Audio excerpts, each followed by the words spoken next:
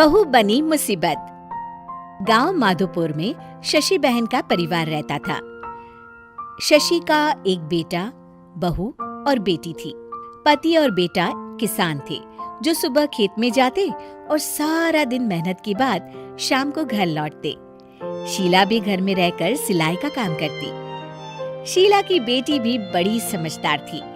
वो घर के काम में माँ का हाथ बटाती। लेकिन बहू का हाल निराला था। वो काम कम और मिन-मेक ज्यादा निकालती, जिससे शशि और उसकी बेटी काफी परेशान रहते। एक दिन, माँ ये क्या है? ओहो, जितना बोलो लेकिन आप लोगों को तो कुछ समझ में ही नहीं आता।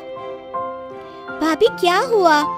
और माँ अभी सिलाई कर रही हैं। उन्हें बार बार मत उठाइए। मुझे बताइए हुआ क्या है? ये देखो सोनम, दूध उबल रहा है और बस गिरने ही वाला है।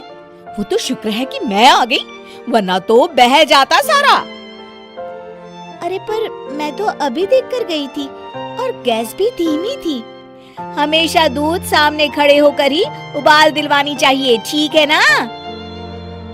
सोनम को मेघा की बात पर गुस्सा आ जाता है, लेकिन क्लेश ना हो ये सोचकर वो चुपचाप वहाँ से चली जाती है और सोचती है कि वो कैसे मेघा को सबक सिखाए। एक दिन मेघा ने कहा, सोनम, अरे ओ सोनम, कहाँ हो? ऐसा कैसे कर सकती हो तुम? क्या हुआ भाभी? जब देखो परेशान सी घूमती हो। खुश रहा करो भाभी, इससे ना स्किन ग्लो करती है।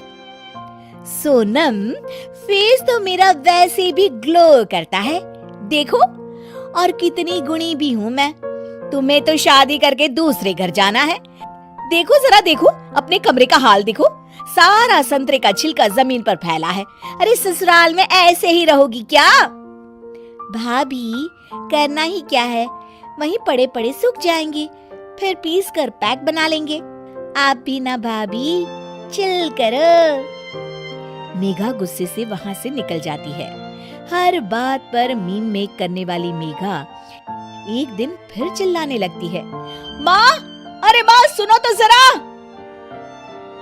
अब क्या हुआ मेघा, क्यों चिल्ला रही हो? माँ ये देखो, देखो जरा ये कांच का कटोरा जिसे टेबल के किनारे रखा है। अरे किसी का एक हाथ लगेगा और ये गिरकर टूट जाएगा। तभी मेघा के कमरे से कुछ गिरने की आवाज आती है। वो भागकर कमरे में जाती है, जहां उसके पीछे शशि भी आ जाती है।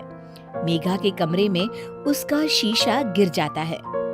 लगता है बहू, तुमने अपना शीशा कोने में रखा होगा, तभी गिर गया। जरा दूसरों को सीख देने से पहले खुद भी अमल कर लिया करो। वहीं कमरे में पर्दे के पीछे छिपी सोनम हंस रही होती है। मेघा काफी परेशान रहती है कि उसके साथ ये क्या हो रहा है। वो सोचती है कि कैसे वो अपनी सास और ननद के सामने खुद को होशियार साबित करे। एक दिन मेघा सोनम से कहती है, सोनम, आज ना मैं तुम लोगों को चाइनीज बनाकर खिलाती हूँ। देखना मैं कितना अच्छा खाना बना लेती हूँ। फिर तुम भी ना ससुराल जाकर वैसा ही खाना बनाना और सबका दिल जीत लेना। मेघा किचन में जाती है। घर पर आज सभी मौजूद हैं, तो वो लोग भी मेघा के हाथ के खाने का इंतजार करते हैं। किचन में मेघा ढेर सारा चाउमीन बनाती है और हर किसी की प्लेट में डालकर सबको दे देती है। अचानक उसका पति हिमांशु बोल उठता है, क्या है ये, कितना गंदा बना है, छी। मेघा की शक्ल रोनी सी हो जाती है कि तभी सोनम बोल पड़ती है, ओहो भाभी, ये क्या बनाया है? ऐसा बनाऊंगी मैं ससुराल में जाकर, तो वो लोग तो पक्का मुझे भगा देंगे ऐसा खाना खाकर। पूरा घर हंसने लगता है। तभी मेघा की सास कहती है, कोई बात नहीं बहू, कभी कभी ऐसा हो जाता है, पर हाँ, दूसरों को सीख देने से पहले खुद का सही होना सबसे ज्यादा जरूरी होता है।